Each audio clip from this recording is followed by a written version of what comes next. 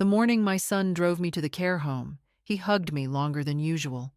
His voice trembled just enough to sound convincing. "Just for a little while, Mom," he said, "until things settle." My doctor had said the same thing the day before, sitting across from me with that careful expression physicians use when they want to sound compassionate but have already made up their minds. I believed them. What I didn't know was that by the time I packed my suitcase, the old burgundy one my husband bought in Verona in 1989, my son had already scheduled the locksmith. And while I was being shown my temporary room, he was standing on my porch, watching my front door get a brand new lock. That was the moment I learned something that still turns my stomach when I think about it. My own son hadn't convinced me to move into a care home. He had been planning to remove me from my life for 2 years, and he hadn't done it alone. My doctor helped him. Hello, my dear friends. Grace here. I'm glad you're spending this time with me today. When I first heard Margaret's story, I had to sit quietly for a moment. Sometimes betrayal doesn't arrive with shouting. Sometimes it comes dressed as concern. My name is Margaret Whitmore. I'm 75 years old, and until 3 weeks ago, I lived in the same brick house in Cedar Hill, where my husband Daniel and I spent 42 years of our lives. It's the house where my son Andrew learned to ride a bicycle in the driveway, and where our apple tree still leans slightly to the east after a storm back in 1998. I planted that tree myself with a rusted garden spade and a stubborn determination that something living should remain long after Daniel and I were gone. For most of my life, I was the sort of woman people described as practical. I paid bills on time, kept careful folders in a teak filing cabinet Daniel built in his workshop, and I never once in 75 years forgot where I put the house keys. Which is why what happened next still feels like a cruel kind of theater. 2 months ago, Andrew started visiting more often than usual. At first, I thought it was sweet. Children get busy with their own lives, jobs, mortgages, grandchildren that arrive smelling like milk and talcum powder. So when your son suddenly shows up twice a week with groceries and questions about how you're sleeping, you tend to feel grateful rather than suspicious. But Andrew didn't ask about ordinary things. He asked strange questions. Mom, have you ever forgotten to turn the stove off? Mom, do you ever get confused about the day of the week? Mom, where do you keep the house documents again? The first few times I laughed it off. I told him I might forget where my spectacles are, but I've never forgotten a stove burner in my life. Still, the questions kept coming. Then came the doctor visits. My physician, Dr. Leonard Kessler, had been treating me for almost 10 years. A quiet man, always polite, always measured. At first, he simply suggested routine cognitive assessments, memory tests, word lists, little puzzles printed on white paper. He said they were standard for people my age. I remember one appointment particularly well. The waiting room smelled faintly of disinfectant and burnt coffee from the machine in the corner. A television murmured quietly above the reception desk, while a nurse shuffled papers with the bored efficiency of someone who had done it 1,000 times. Dr. Kessler asked me to remember 3 words: apple, carpet, silver. Then he asked me again 10 minutes later. I remembered them perfectly. He smiled, wrote something down, closed the folder. I didn't realize then that what he wrote in that folder would eventually be used to prove that I could no longer live in my own home. The idea of the care home first appeared during dinner one evening. Andrew had brought over a container of chicken fricassee from a little French place downtown, the kind with thyme and mushrooms that melt in your mouth. We were sitting at my kitchen table under the old brass light fixture Daniel installed decades ago. Andrew stirred his wine slowly and said very gently, "Mom, have you ever thought about moving somewhere safer?" I remember the way my fork paused halfway to my mouth. "Safer than my own kitchen?" I asked. He laughed a little too quickly. "Just somewhere with people around, medical staff, you know, just in case." I told him I would think about it, but the next week he came back with brochures, glossy photographs, smiling seniors playing chess, bright dining halls with linen napkins folded like little swans, words like independence, community, peace of mind printed in soft blue fonts. And every time I hesitated, Dr. Kessler gently reinforced the same message. "Margaret, it might be a wise transitional step. Transitional, temporary, just until things settle." Those were the words they used over and over. Eventually, after enough conversations that felt strangely rehearsed, I agreed to try it for a few weeks. I packed only one suitcase, a few dresses, my knitting bag, a small tin of Darjeeling tea I keep for quiet afternoons, and the burgundy suitcase from Verona. The morning Andrew drove me there, he kept the car radio turned low and talked about trivial things. The weather, construction on Maple Avenue, the price of avocados. I remember thinking how oddly calm he seemed. The care home itself was called Silver Pines Residence. The lobby smelled of lemon polish and something faintly medicinal. A large aquarium bubbled near the reception desk, while two residents sat in armchairs watching a daytime quiz show. A cheerful woman named Carol showed me to my room. "Just temporary, of course," Andrew said. I nodded. We hugged, and then he left. At exactly 11:42 that morning. Later that afternoon, I asked to borrow the front desk phone. I dialed my home number out of habit, expecting the answering machine to pick up with my own recorded voice. But the line never rang. It went straight to silence. At the time, I thought it must be a telephone issue. It wasn't until the next morning, when my neighbor Linda finally answered my call, that I learned the truth. "Margaret," she said slowly, "I thought you knew. Your son had a locksmith here yesterday." My fingers tightened around the phone. "A locksmith?" "Yes. They changed the locks on your front door." I felt something cold settle quietly in my chest, because suddenly, every strange conversation, every memory test, every gentle suggestion began to align like pieces of a puzzle I never realized I was solving. And for the first time in 75 years, I understood something terrifying. I had not moved out of my house.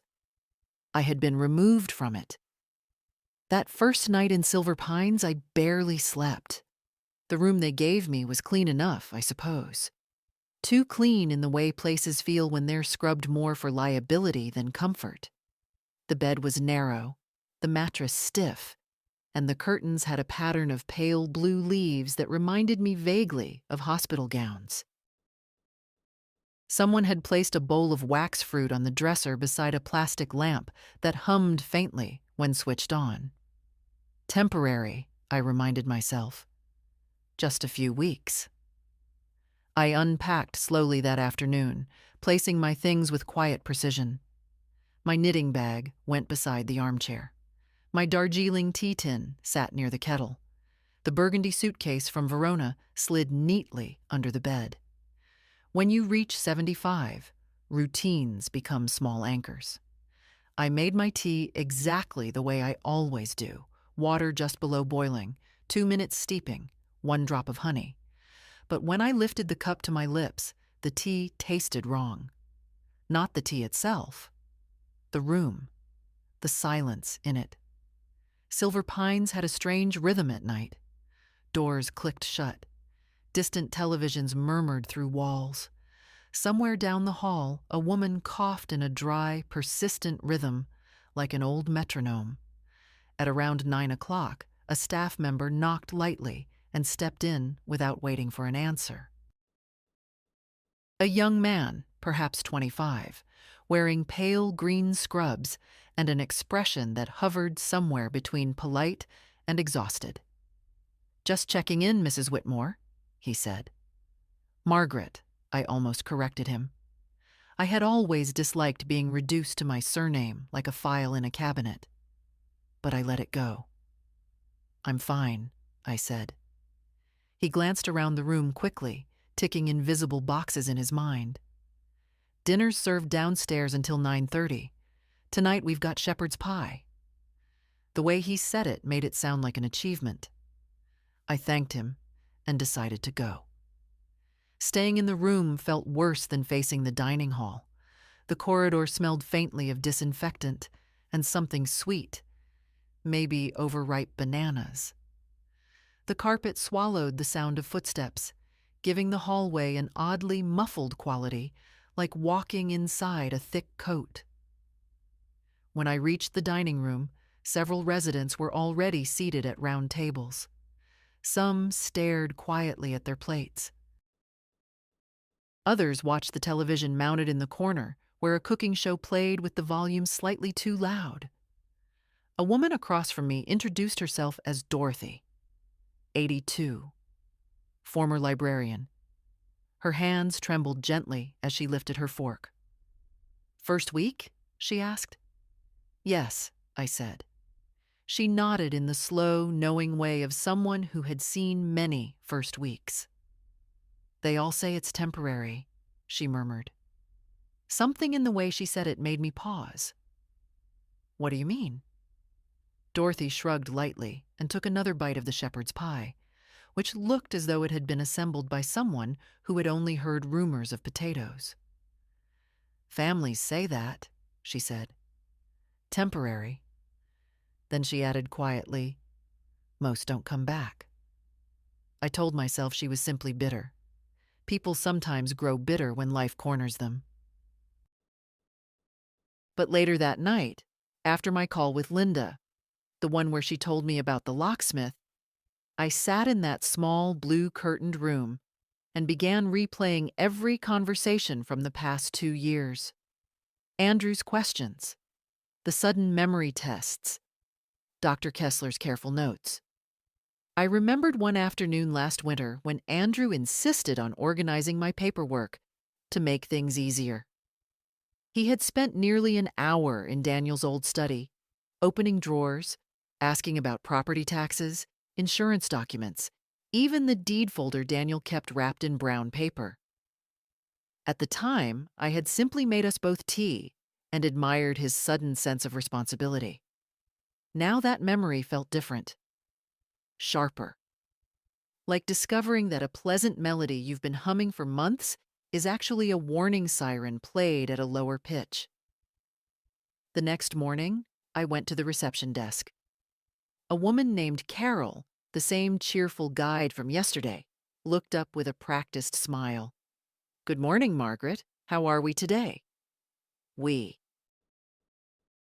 People in places like this always said, "we." "We're doing fine," I replied calmly, "but I'd like to go home for a few hours, just to check on things." Her smile didn't vanish, but it changed. "Oh, I'm afraid we'd need to clear that with your son first." "My son?" I repeated. "Yes. Andrew is listed as your primary contact and care coordinator." Care coordinator. I felt the words settle heavily in my chest. "I didn't realize I needed permission to visit my own house," I said. Carol gave a sympathetic tilt of her head, the kind receptionists master after years of dealing with uncomfortable conversations. "It's just part of the process, Margaret. Safety procedures." Safety. That word again. I thanked her politely and walked back toward my room. But as I passed the lounge area, I noticed something I hadn't paid attention to yesterday. A bulletin board covered with laminated schedules, medication times, meal hours, visiting slots. And beneath them all, printed neatly in black letters. Resident Movement Policy. For the first time since arriving at Silver Pines, I felt a cold certainty form inside me. This place was not meant to be temporary, and somewhere, very carefully, someone had already made sure I wouldn't be leaving whenever I pleased. The call with Linda changed everything. Linda Morales had lived next door to me for nearly 18 years. A retired schoolteacher with sharp eyes, sharper opinions, and a fondness for growing basil in clay pots along her porch railing. If something unusual happened on Cedar Hill Drive, Linda usually noticed it before the mailman did. When she answered the phone that morning, I could hear wind chimes ringing softly in the background. "Margaret? Oh, goodness, I've been wondering where you were." "I'm staying somewhere for a little while," I said carefully. "Andrew thought it might be safer." There was a pause on the other end of the line. The kind of pause that doesn't happen when someone simply accepts what you've said. Then Linda spoke again. "Well, that explains the locksmith, I suppose." My hand tightened around the phone. "The locksmith?" "Yes. Yesterday morning, around noon, I think, a white van pulled up in front of your house. Andrew was there." The room at Silver Pines suddenly felt smaller. "What exactly happened?" I asked. "Well," Linda continued slowly, "they changed the lock on your front door. Took about 20 minutes. Andrew stood there the whole time, watching. For a moment I thought perhaps I had misheard her. Changed the lock. On my house. But that doesn't make sense," I said. "I still have my keys." Linda sighed softly. "Margaret, new lock means new keys." The sentence landed like a stone dropped into still water. Ripples spread through my mind. Memories, conversations, small moments that suddenly refused to stay harmless. I pictured Andrew in my kitchen last winter, sorting through my documents. "Just helping you stay organized, Mom." I remembered Dr. Kessler's gentle voice during the last appointment. "We're simply monitoring cognitive safety, Margaret." Safety again. Always safety. Linda cleared her throat gently on the phone. "I thought maybe you knew," she said. "Andrew told the locksmith you were moving permanently." The word permanently echoed in my head. "That can't be right," I said quickly. "I'm only here for a few weeks." Another pause. "Margaret," Linda said carefully, "there was a real estate agent here 2 days ago." For the second time that morning, my heart seemed to drop a few inches lower in my chest. A real estate agent? Yes. She walked around the outside of the house with Andrew, took photos, looked through the windows. I closed my eyes. For 42 years, that house had been my center of gravity. Every room held pieces of my life with Daniel. Sunday breakfasts with apricot jam, the smell of cedar from his workshop. Quiet winter evenings when the fireplace snapped softly while snow pressed against the windows. And now strangers were photographing it, like a property, not a home. "Linda," I said quietly, "did Andrew say anything to you? He mentioned you were transitioning into assisted living." His words. Transitioning. I almost laughed at how tidy the word sounded, as though my life were a spreadsheet being adjusted. Linda's voice softened.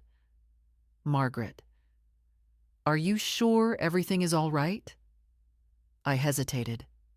Until that moment, part of me had still clung to the possibility that there had been a misunderstanding, that perhaps Andrew had simply acted too quickly, trying to help in the clumsy way adult children sometimes do. But locksmiths don't appear by accident. Real estate agents don't photograph homes without intention.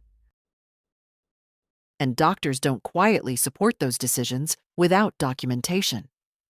2 years. The thought surfaced slowly. What if this had not begun 2 months ago? What if it had begun much earlier? I thanked Linda and hung up the phone, but I didn't return to my room immediately. Instead, I walked slowly down the corridor at Silver Pines. The place looked different now. Yesterday, I had seen soft lighting and tidy carpets. Today, I noticed the keypad on the exit door. The way staff members glanced up whenever a resident approached the lobby, the small plastic bracelets some residents wore around their wrists. I stopped near the lounge window and looked outside.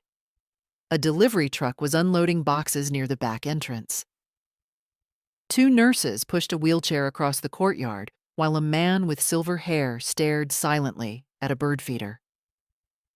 For the first time since arriving, a very precise thought formed in my mind.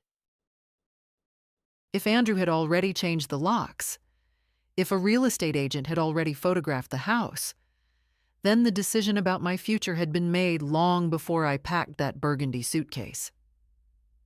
I turned away from the window, and as I walked back toward my room, another thought followed closely behind the first. If my son had been planning this for years, then somewhere there had to be proof. Once the idea formed in my mind that this had been planned, it refused to leave. I spent the rest of that afternoon sitting in the small armchair beside my window at Silver Pines, my Darjeeling tea growing cold in my hands, while my thoughts moved slowly backward through the past 2 years. At 75, memory doesn't disappear the way people imagine. It simply becomes selective. You remember the things that matter. And suddenly, many things began to matter. The first memory that returned to me was from nearly 18 months ago. I had been in Dr. Kessler's office for what I believed was a routine blood pressure check. The appointment had been oddly long.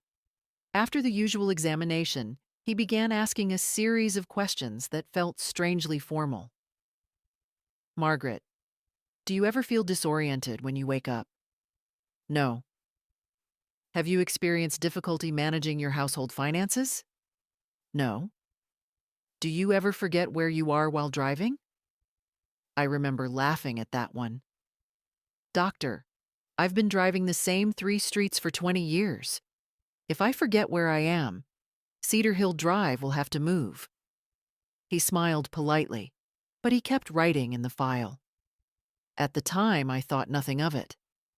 Doctors write things down. That's what they do. But now another detail came back to me. Andrew had been in the room during that appointment. That was unusual. My son rarely attended my medical visits before then.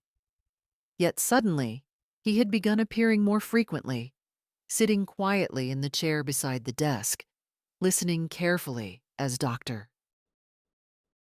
Kessler asked his questions, almost as if he were collecting information. The second memory came from the following spring. Andrew had insisted on helping me simplify my paperwork. He spent an entire afternoon in Daniel's old study, opening drawers of the teak filing cabinet my husband had built with such pride years ago. I remember him holding up the property deed folder. "Mom, you should really keep digital copies of these," he said. "Why?" I asked. "Just in case something happens?" Something happens. That phrase now carried a weight it never had before. I leaned back in the chair and closed my eyes, letting the pieces fall where they would. Another memory surfaced. About 9 months ago, Dr. Kessler had adjusted one of my medications, a mild prescription meant to help with sleep. He explained that it might occasionally cause light confusion if taken too late in the evening. At the time, I accepted his explanation without question. But 2 weeks after starting that medication, Andrew had visited unexpectedly one morning. "Mom, you seem a little forgetful lately," he said gently. Forgetful. The word echoed inside my head now, like a dropped coin rolling across a marble floor. I opened my eyes again. The room at Silver Pines looked exactly the same as it had that morning. Quiet, tidy, faintly impersonal. But my understanding of the situation had shifted completely. This had not begun with the brochures. It had not begun with the care home suggestion. It had begun long before that. 2 years of small conversations. 2 years of carefully written notes in medical records. 2 years of quiet observations being turned into something official. A narrative. That was the word that came to me. Someone had been building a narrative about me. Margaret Whitmore, age 75. Increasingly forgetful. Possibly unsafe, living alone. Needs supervision. And once that narrative existed, in enough documents, enough files, enough conversations, it became reality, whether it was true or not. A soft knock interrupted my thoughts. I looked up as the door opened and a nurse stepped inside. She was younger than most of the staff, perhaps early 30s, with dark hair tied neatly into a braid that rested over her shoulder. I had seen her briefly the day before, but we had not spoken. "Mrs. Whitmore?" she said. "Yes?"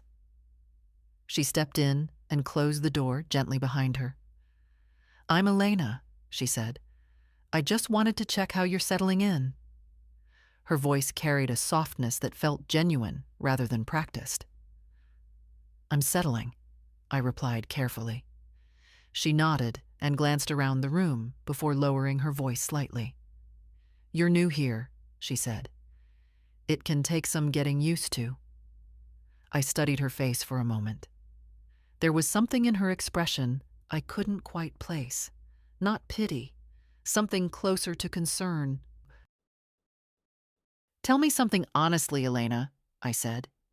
She hesitated, then nodded. "Of course. Do most people come here temporarily?" For a brief moment, the room grew very quiet.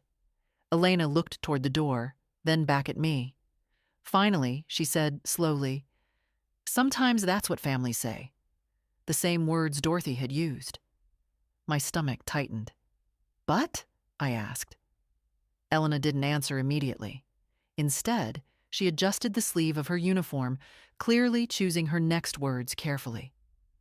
"Sometimes," she said at last, "the paperwork tells a different story." Paperwork. That word settled heavily in my mind, because paperwork meant records, and records meant something very important. Evidence. If Andrew and Dr. Kessler had truly been preparing this plan for years, then somewhere, written down in calm professional language, was the version of me they had created. And if I could see it, I might finally understand exactly how they had taken my life away from me. After Elena left my room, I didn't move for several minutes. Paperwork. Such a harmless word on the surface. People imagine paperwork as dull things, forms, signatures, dull gray folders stacked inside cabinets. But paperwork has a peculiar power. Once something is written down in the right place by the right person, it begins to look like truth. And if a doctor writes it, people rarely question it at all. I stood up slowly and walked to the small window overlooking the courtyard. Outside, a thin autumn wind was moving the branches of a young maple tree planted near the walking path. 2 residents shuffled along the pavement with a nurse trailing gently behind them like a shepherd guiding sheep. From a distance, the place looked peaceful, orderly, safe. But now I was beginning to see the structure underneath. Silver Pines was not simply a residence, it was a system. Every resident had files, charts, medication schedules, official evaluations, policies, procedures, assessments. And somewhere inside that system, There would be a file with my name on it. Margaret Whitmore, age 75. Condition, whatever Dr. Kessler had decided to write. The thought made my stomach tighten. Because if the paperwork Elena mentioned truly existed, then someone had already defined me inside those records, defined what I was capable of, defined whether I could live alone, defined whether I was safe, and if Andrew had been involved in those conversations. I had a very uncomfortable suspicion about what those documents might say. Later that afternoon, I returned to the dining room for tea. Not because I was hungry, but because sitting alone in my room made the walls feel too close. Dorothy was there again, stirring sugar into a cup of tea that looked suspiciously like colored water. "You're thinking," she said, without looking up. "Is it that obvious?" Dorothy smiled faintly. "People here either watch television or they think. And thinking usually means trouble." I sat down across from her. "Dorothy," I said carefully, "do residents ever see their own records?" She raised one eyebrow. "That depends." "On what?" "On who's asking." Her answer wasn't exactly helpful, but the way she said it told me something important. It wasn't impossible. "Why?" she asked. "What are you looking for?" I hesitated. Then I said quietly, "The truth." Dorothy studied my face for a moment, then leaned slightly closer across the table. "Let me give you a piece of advice," she said. "Please do. Places like this run on documentation. Everything is written down. Every pill, every conversation, every little observation." "That's exactly what I'm afraid of," I said. She shook her head. "No, Margaret, that's exactly what might save you." I frowned. "How so?" Dorothy tapped her spoon lightly against the edge of her cup. "Because lies get complicated when people start writing them down." I felt something shift in my chest. Dorothy continued. "If your son and your doctor really pushed you into this place," she said quietly, "then somewhere they had to explain why." Why? The word echoed in my mind. And explanations written on paper leave trails, dates, notes, signatures, the kind of details that don't always agree with each other. For the first time since arriving at Silver Pines, a different feeling crept into my thoughts. Not fear, curiosity, careful, patient curiosity. Because if the story Andrew and Dr. Kessler had written about me existed somewhere inside this building, then perhaps all I needed to do was find it. And once I saw exactly what they had claimed about me, I might finally understand how to prove it wrong. That evening, I began paying attention. Not in the obvious way people notice things when they're curious. No. I watched the way my husband Daniel used to watch chessboards, quietly, patiently, letting the pieces reveal their patterns. Silver Pines had patterns. Breakfast at 7:30. Medication carts at 8. Physical therapy appointments mid-morning. Visitors arriving after lunch with balloons, flowers, and carefully rehearsed smiles. But the most interesting pattern revolved around paperwork. Every afternoon around 2 o'clock, a rolling cart appeared at the nurses' station in the hallway. Thick folders stacked neatly in gray plastic trays. Nurses and aides would take turns opening them, writing notes, checking boxes, sliding documents back inside. Charts, resident records. I noticed Elena there twice that week. She worked with calm efficiency, occasionally tucking a loose strand of hair behind her ear while she wrote.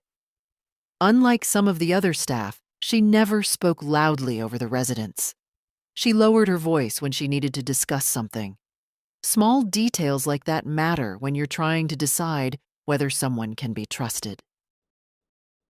On Thursday afternoon, I walked slowly down the corridor with my knitting bag draped over my arm, pretending to look for a comfortable chair near the window. Instead, I paused near the nurse's station. Elena looked up. "Margaret?" she said gently. "Everything all right?" "I hope so," I replied. She noticed the seriousness in my voice immediately. "Would you like to sit?" she asked, gesturing toward a chair beside the desk. I sat down. For a moment, neither of us spoke. Then I said quietly, "Elena, I'd like to see my records." Her pen stopped moving. The hallway felt unusually silent. "You mean your medical chart?" she asked. "Yes." She leaned back slightly, clearly choosing her words with care. "Residents do have the right to request access," she said slowly. "But usually that goes through administration first." Administration. Another word that sounded harmless while hiding an entire maze behind it. "Is there a reason you want to see them?" she asked. I held her gaze. "Because I think something about them may not be accurate." Elena studied my face for a long moment. I could almost see the professional part of her mind weighing policies against instincts. Finally, she lowered her voice. "Your primary physician is listed as Dr. Leonard Kessler." "Yes." "And your son Andrew is documented as your medical advocate." "Advocate." That word nearly made me laugh. "Yes," I said quietly. Elena nodded slowly. "Then your file is probably extensive." I expected as much. Another pause settled between us. Then Elena leaned forward slightly and said something that made my pulse quicken. "The administrative office closes early on Fridays." I frowned. "Tomorrow is Friday." She nodded. "And sometimes," she continued carefully, "when paperwork is transferred between departments, charts sit temporarily in the review cabinet before being filed again." My mind sharpened instantly. "Where is this cabinet?" I asked. Elena hesitated for a fraction of a second. Then she glanced down the corridor. "Second door past the therapy room," she said quietly. "Staff records room." I let the information settle without reacting too quickly. "Thank you," I said. She met my eyes again. "Margaret," she added softly, "if there's something wrong in those files, it's better to know." "Yes," I replied. "Better to know." That night, I lay awake in the narrow bed, listening to the quiet mechanical rhythm of the building. Doors opening, distant footsteps, a cart rolling somewhere down the hallway. Somewhere in this place there was a folder with my name on it.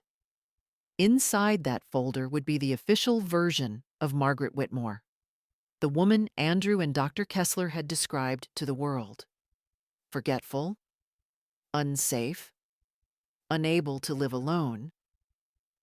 But the thing about written stories is this. Once you read them carefully enough, you begin to see where they stop matching reality. And tomorrow, for the first time since I arrived at Silver Pines, I intended to read the story they had written about me. Friday mornings at Silver Pines always smelled faintly of cinnamon oatmeal. It drifted from the dining hall down the corridor in a warm, sleepy cloud that made the place feel almost comfortable, almost like an ordinary apartment building instead of a carefully controlled facility. Almost. I ate breakfast slowly that day. 2 slices of toast, 1 boiled egg, weak coffee that tasted vaguely like burnt acorns. Around me, the dining room hummed with its usual quiet routines, forks scraping plates, a television muttering the morning news, aides reminding residents about medication schedules. I watched the clock above the door, 9:10, 9:25, 9:40. Patience had always been one of my strengths. Daniel used to say I could outwait a thunderstorm. By 10 o'clock, the administrative office door down the hall had already closed for the day.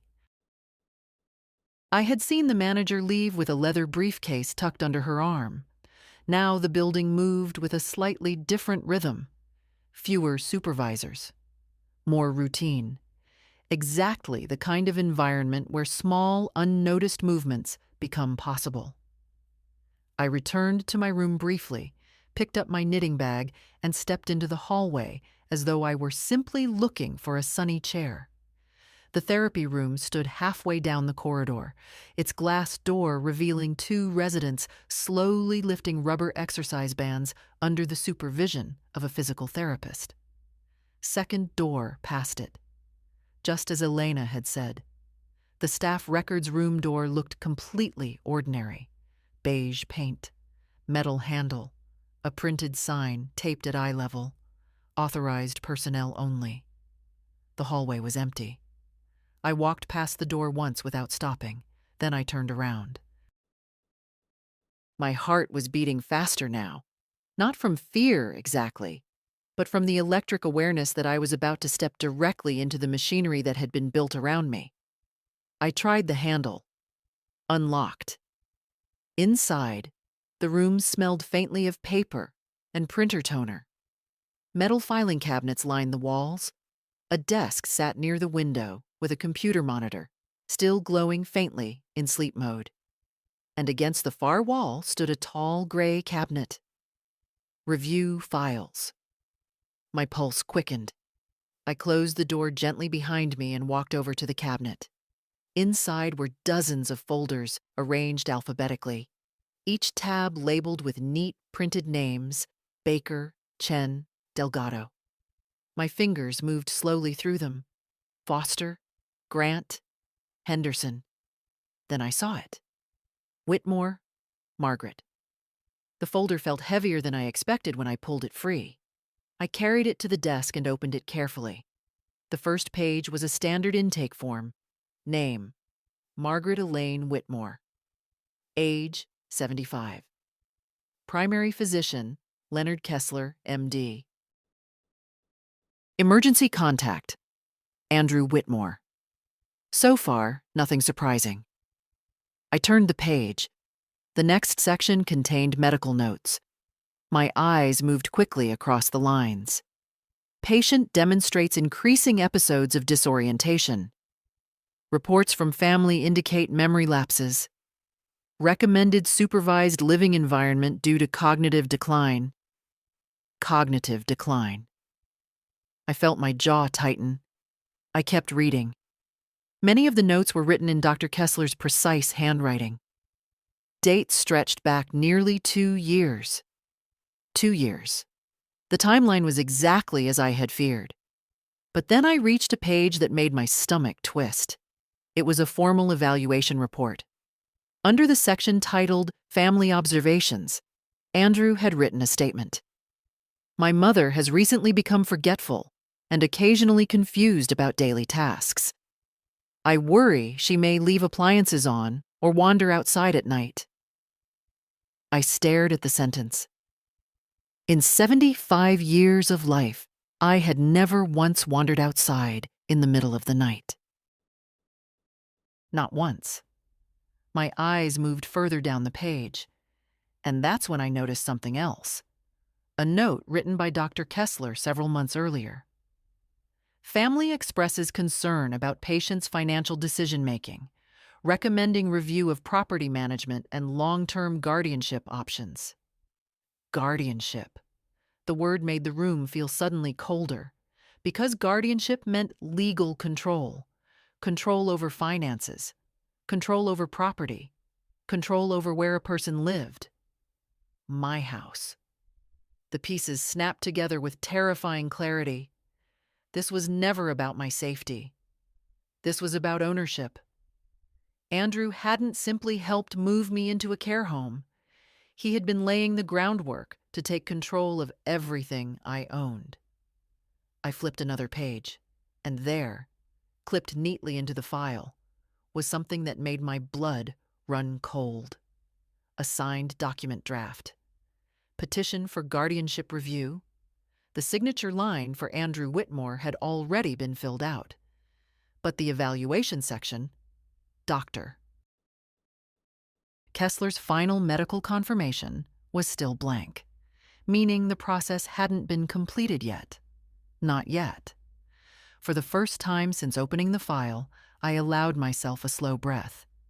Because suddenly, I understood something crucial. Their plan wasn't finished. And if the plan wasn't finished, then I still had time to stop it.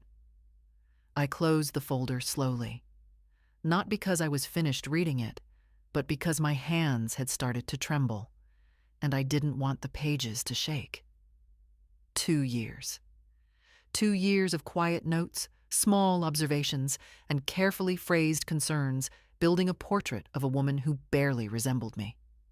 Margaret Whitmore, age 75. Confused, forgetful, unsafe. I ran my fingers lightly over the edge of the paper where Andrew's handwriting curved neatly across the page. My mother occasionally becomes disoriented. The sentence looked so calm sitting there in black ink. No hesitation, no doubt. Just a statement that could change the course of someone's life. I flipped the page again. More notes from Dr. Kessler. Patient advised to consider supervised living arrangement. Family involvement recommended for decision-making. Long-term guardianship evaluation suggested. Each line was written in the tidy language doctors use when they want to sound objective, professional, responsible. But now that I read them closely, something about the wording began to bother me. Not what the sentences said, when they were written. I looked again at the dates. One note from 14 months ago claimed that Andrew had reported increasing confusion about household finances. 14 months ago. I frowned slightly, because 14 months ago, I had spent an entire weekend preparing my tax documents for the accountant, something that requires a fair amount of attention to detail. I remembered it clearly. I had even balanced the ledger twice because one number refused to align properly. That didn't sound like someone losing track of her finances. I flipped back 2 pages. Another note caught my attention. Patient reports difficulty managing daily medications. That one made me blink. I didn't even take daily medications at that time. Dr. Kessler had only prescribed the sleep aid months later, which meant something very strange had happened. Either the note was written incorrectly, or the timeline had been adjusted. I felt a slow chill crawl up the back of my neck, because suddenly the pattern inside the file began to look less like medical observation and more like construction, piece by piece, statement by statement, creating a narrative that slowly transformed me from a perfectly capable woman into someone who needed supervision. I leaned closer over the desk and examined the pages again. Many of Dr. Kessler's notes used identical phrases. Increasing concern. Family reports difficulty. Recommending monitoring. Almost as if they had been written to support a conclusion that had already been decided. Then my eyes landed on something even more interesting. A document clipped near the back of the folder. A consultation summary. The date was 6 months ago.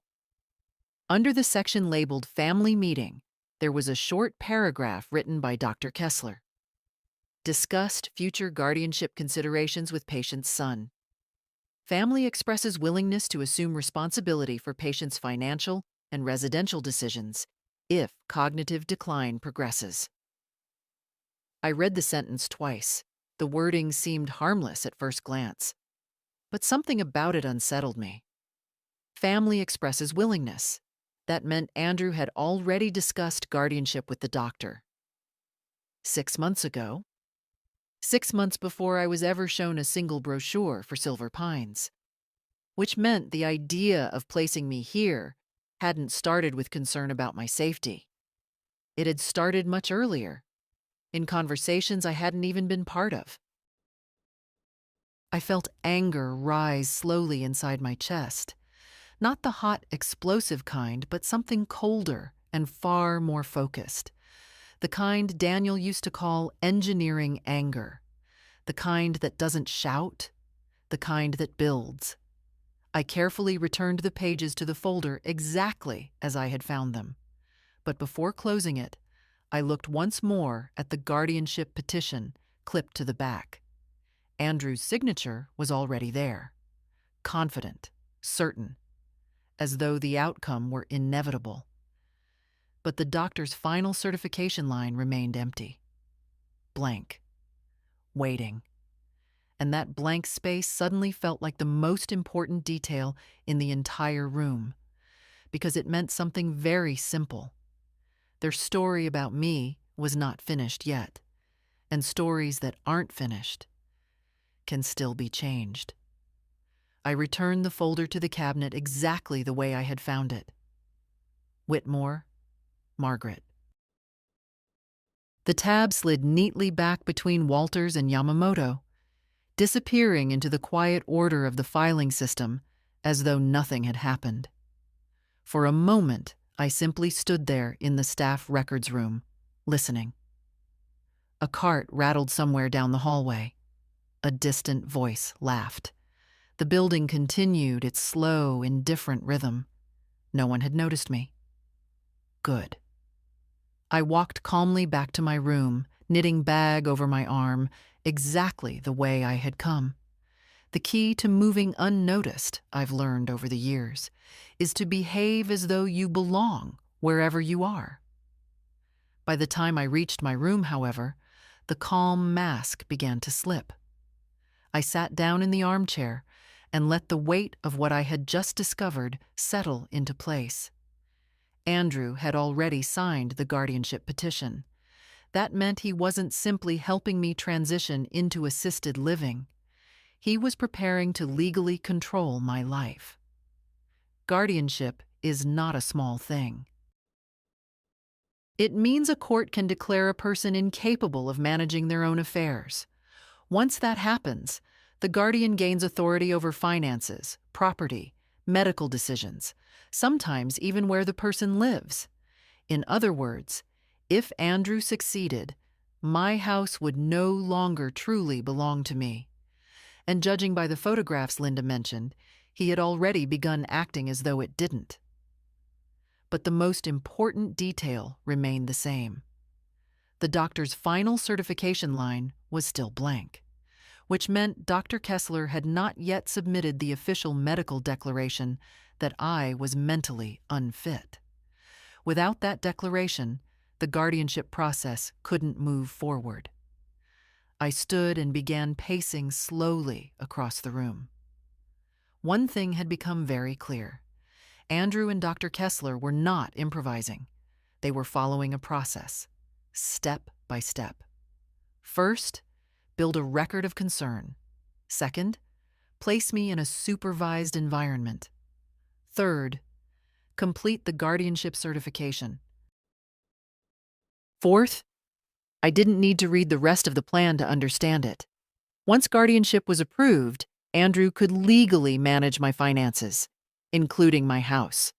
My house on Cedar Hill Drive, with its apple tree leaning east and Daniel's workshop still smelling faintly of cedar and machine oil.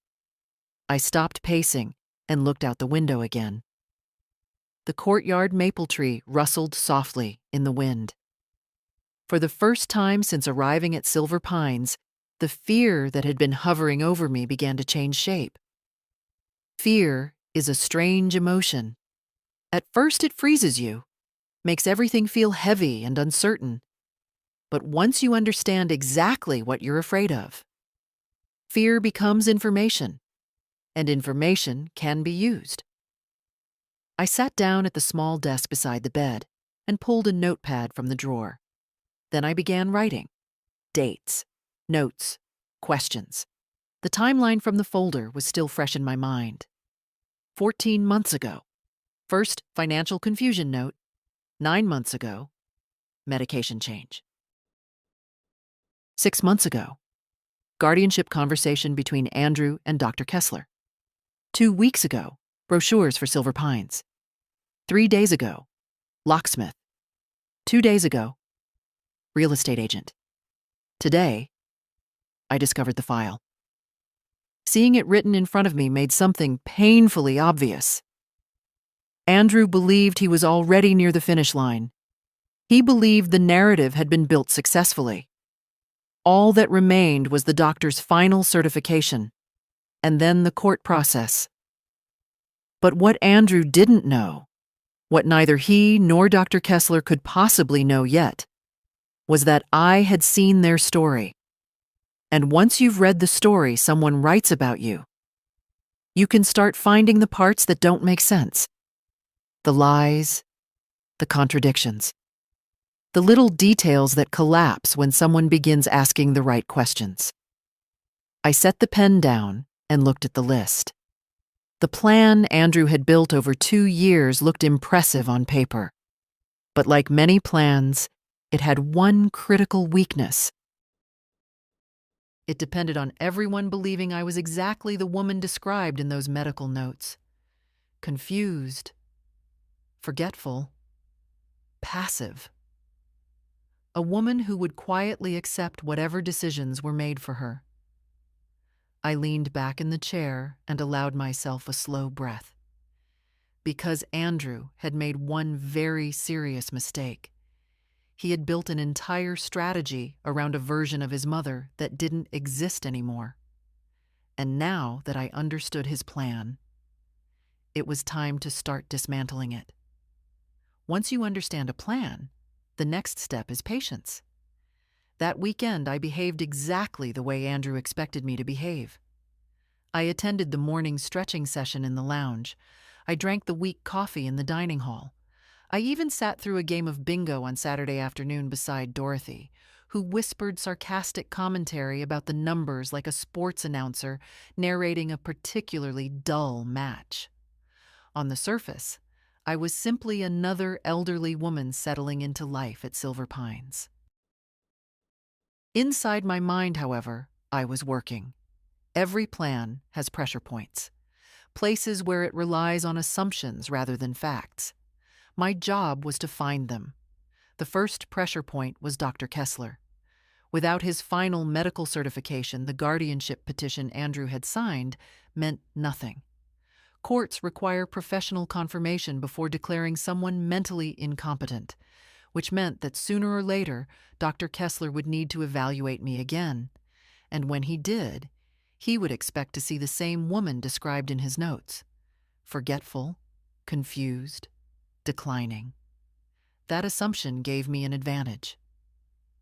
Monday afternoon, Andrew came to visit. He entered the lounge carrying a small paper bag from a bakery downtown, the one that sells those little almond financiers Daniel used to love. The gesture might have looked thoughtful to anyone watching. To me, it felt like theater. "Hi, Mom," he said warmly. I smiled. "Hello, Andrew." He sat beside me and handed me the bag. "Your favorite." I opened it and inhaled the scent of toasted almonds and butter. "Thank you." For a few minutes, we spoke about harmless things.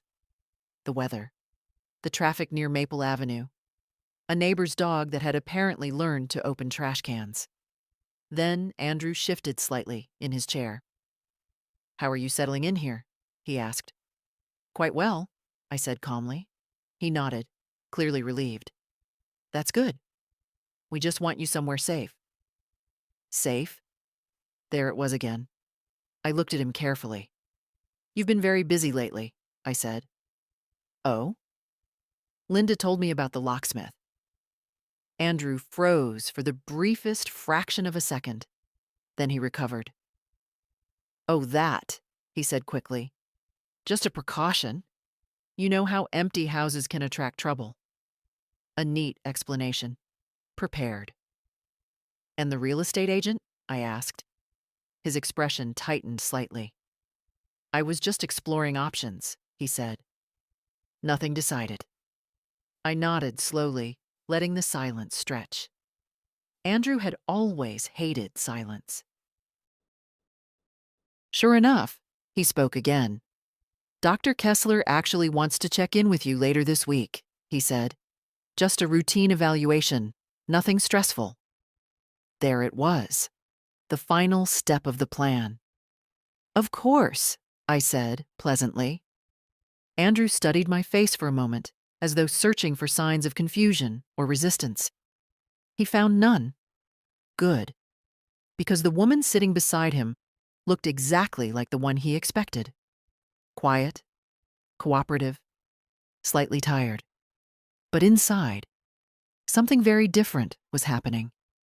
The evaluation he mentioned would likely determine everything. If Dr. Kessler confirmed the narrative written in those records, Andrew's guardianship petition would move forward. If he didn't, the entire structure could collapse. Andrew stood up after a few minutes. I should get going, he said. Work tomorrow.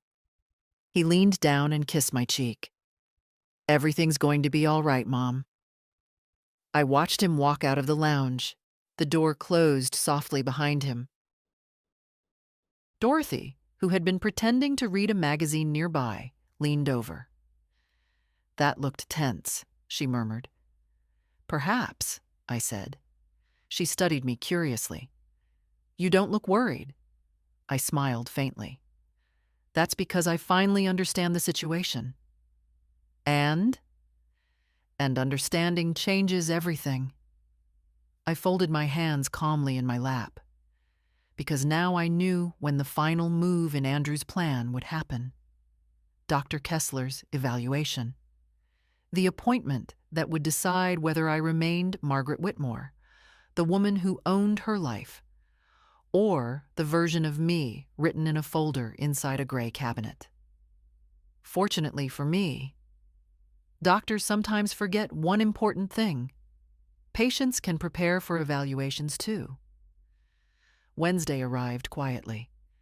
If Andrew was nervous about the upcoming evaluation, he hid it well. He called that morning with the same careful tone he had used for weeks. Calm, patient, almost overly gentle. Dr. Kessler will stop by this afternoon, he said. Just a routine follow-up. Routine. That word had begun to sound almost amusing to me. I'll be here, I told him. After the call ended, I spent the next several hours doing exactly what I had been doing all week, observing.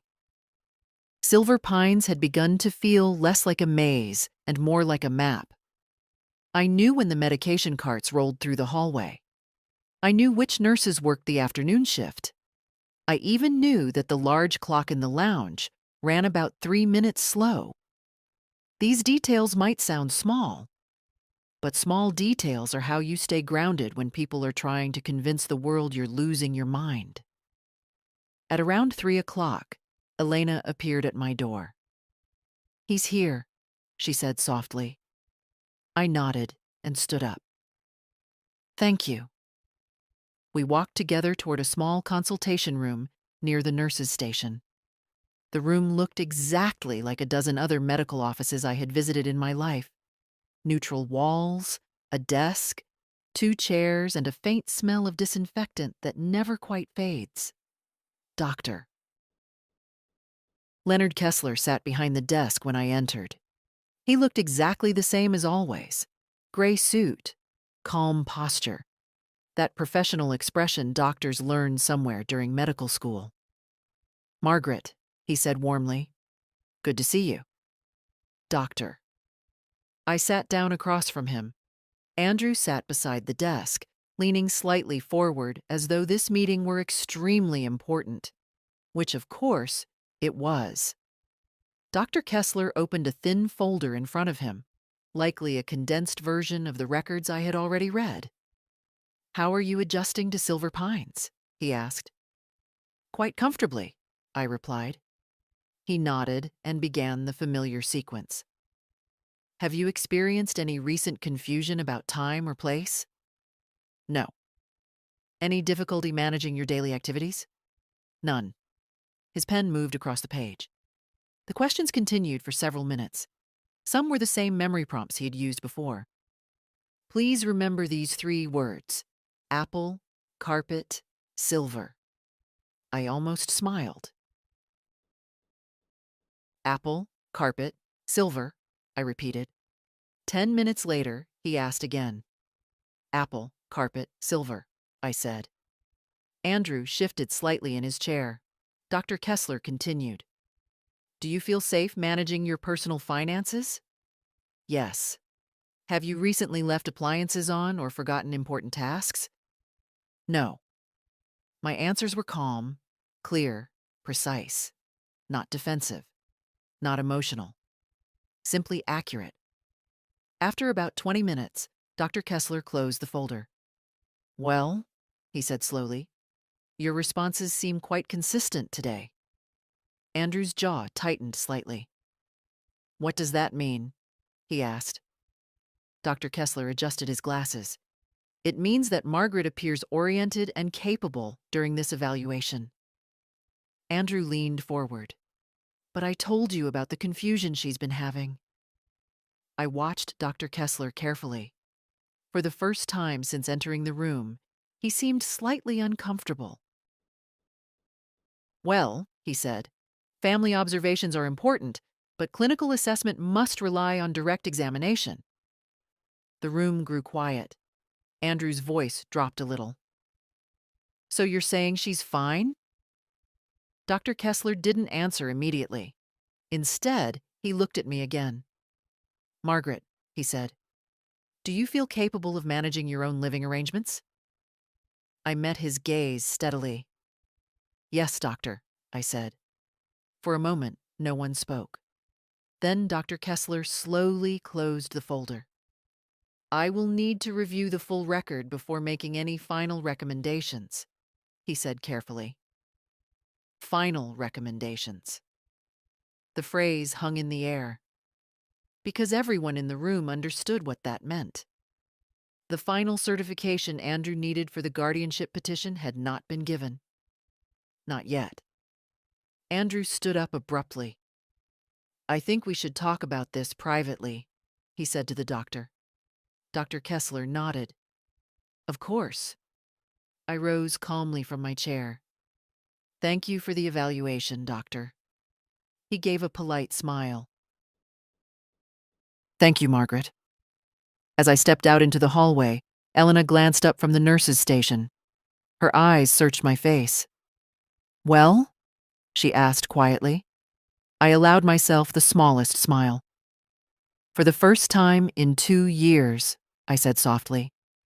Their story about me didn't go exactly the way they expected. I didn't return to my room immediately. Instead, I walked slowly down the corridor and into the small courtyard behind Silver Pines. The afternoon air was cool, carrying the faint smell of fallen leaves and distant rain. A few residents sat quietly along the walking path, wrapped in light blankets, while a nurse handed out small cups of tea. From the outside, the place still looked peaceful. But inside the consultation room behind me, something had shifted. Andrew had expected certainty. He had expected Dr. Kessler to confirm what had already been written in those files, that I was declining, confused, incapable of living on my own. Instead, the evaluation had produced something far more dangerous for him. Doubt. I sat down on a wooden bench beneath the young maple tree and let the situation settle into place. Plans built over years rarely collapse in a single moment. They weaken first. Cracks appear where the structure once seemed solid. Andrew's plan had just developed its first serious crack. A few minutes later, the back door opened. Elena stepped outside and spotted me immediately. They're still talking, she said quietly as she approached. I imagined they might be. She sat beside me on the bench. I've worked here for 3 years, she said. You learn to read people after a while. And what do you read now? I asked. She glanced toward the building. Your son didn't look happy. I smiled faintly. That makes 2 of us. For a moment, we sat in silence, watching the branches above us sway gently in the wind. Then Elena spoke again. "Margaret, can I ask you something honestly?" "Of course." "Did you know about the guardianship petition before today?" The question didn't surprise me. "I saw it in my file," I said calmly. Elena nodded slowly. "That's what I thought." "You've seen cases like this before?" I asked. "Not exactly the same," she said. "But sometimes families push harder than the situation really requires." Harder. That was a polite way of describing it. The back door opened again. Andrew stepped outside. His expression was carefully controlled, but the tightness around his mouth told me everything I needed to know. He walked toward us. "Mom," he said, stopping a few feet away, "we need to talk." Elena stood up immediately. "I'll give you some space."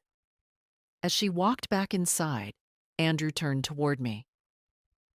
"You really should have told Dr. Kessler about the confusion you've been having," he said quietly. I looked up at him. "What confusion would that be?" His jaw tightened. "You know what I mean?" "No," I said calmly. "I don't." For a moment, the polite mask slipped from his face. "You're making this harder than it needs to be," he muttered. "Harder for whom?" I asked. He ran a hand through his hair, clearly frustrated. "Mom, the house is too much for you now. You know that." I watched him carefully. "My house has been standing for 42 years, I said. "It managed just fine before this sudden concern for my safety appeared." Andrew exhaled slowly. "You're not thinking clearly." "That's an interesting statement," I replied, considering the doctor just said I was perfectly oriented. The words landed harder than I expected. Andrew looked away for a moment, gathering himself. Then he leaned slightly closer. "This isn't over," he said quietly. I held his gaze. "I'm aware of that." Because he was right. This wasn't over. The guardianship petition still existed. The records in my file still painted a picture of decline. And Dr. Kessler had not yet made his final recommendation. But as Andrew walked back toward the building, one thing had become unmistakably clear. For the first time since he started building his careful plan 2 years ago, something had begun moving in the opposite direction. 2 days passed after the evaluation. 2 quiet, ordinary days. Breakfast trays, medication carts, afternoon tea in the lounge. The routines of Silver Pines continued as though nothing important had happened. But underneath that calm surface, something was clearly shifting. Andrew did not visit. Dr. Kessler did not call.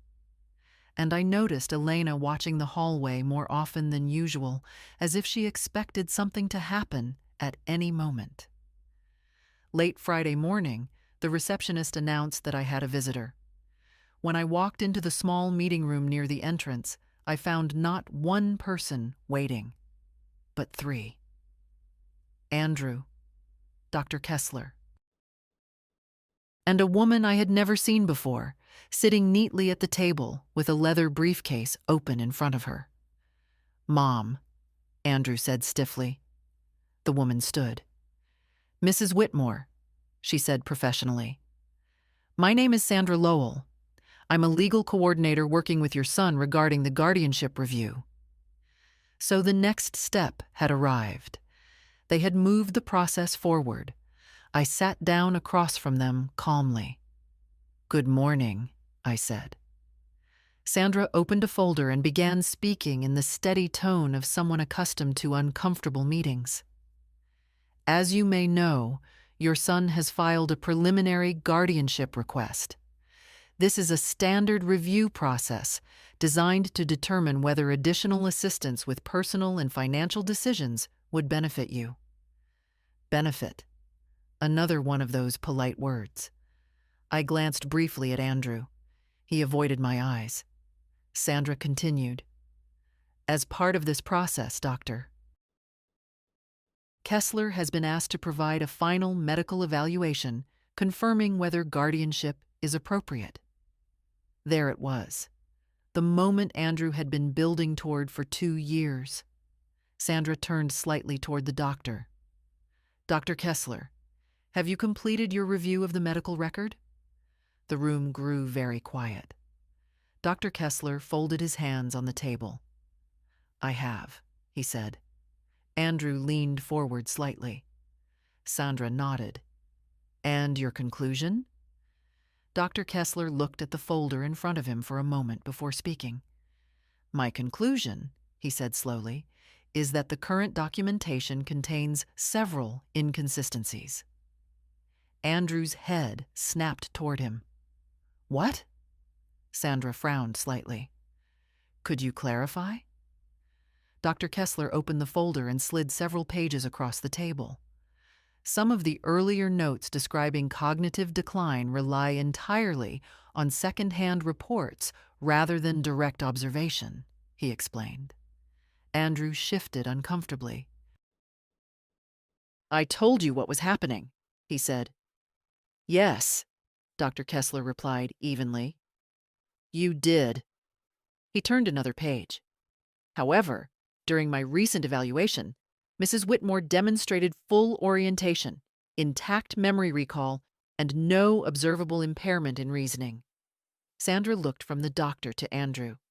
So, you're saying, I'm saying, Dr. Kessler continued, that I cannot ethically certify cognitive incapacity based on the evidence currently available. Andrew stood up abruptly. This is ridiculous. Sandra raised a hand. Mr. Whitmore. You've been documenting this for 2 years, Andrew said, turning to the doctor. Dr. Kessler met his gaze calmly.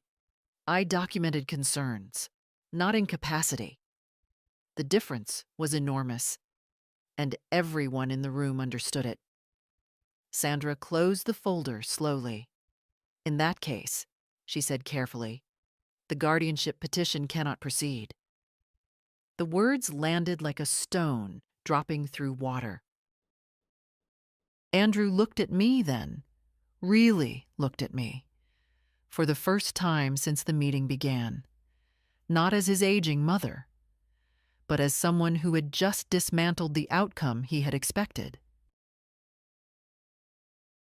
Friends, imagine sitting in that room after discovering a plan built over 2 years. Margaret stayed calm, spoke clearly, and suddenly, the entire story written about her began falling apart. Tell me honestly, what would you have done in her place? Andrew grabbed his coat. This isn't finished, he muttered again. Then he walked out.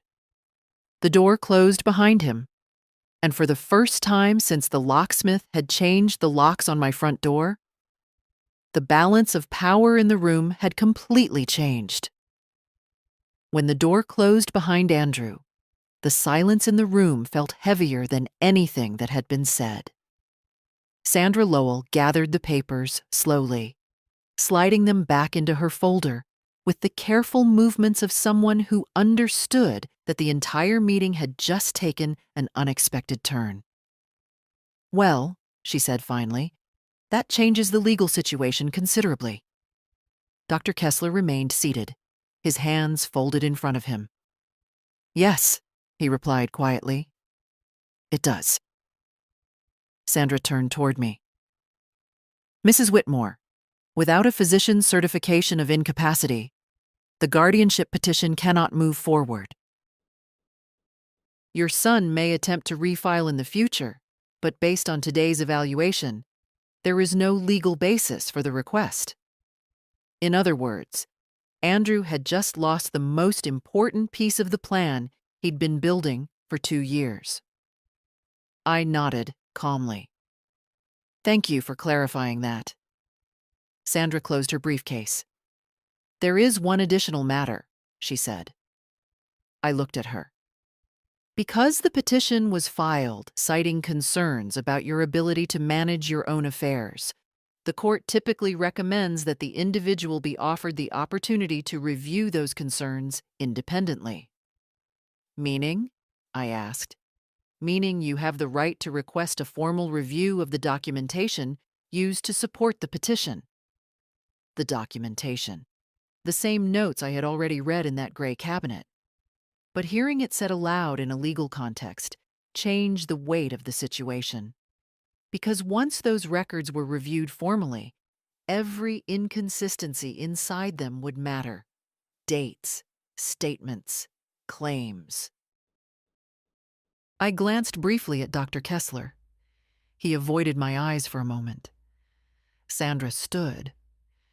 If you wish to pursue that review, you may contact my office. I'll provide the paperwork. She handed me a small card. Good afternoon, Mrs. Whitmore. Then she left the room. Dr. Kessler remained seated for another moment. Finally, he stood as well. Margaret, he said quietly. Yes, doctor? I want to be clear about something. I waited. 2 years ago, your son expressed concerns about your safety. At the time, those concerns appeared reasonable. Did they? I asked. He hesitated. In hindsight, some of the conclusions may have been premature. Premature. That was a polite way of saying something had gone very wrong. I see, I said. Dr. Kessler adjusted his glasses. If you choose to return home, I will update your medical record accordingly. Return home. The words landed softly, but their meaning was enormous. Because for the first time since arriving at Silver Pines, someone in authority had acknowledged the possibility that I did not belong there at all. Thank you, doctor, I said. He nodded once and walked out.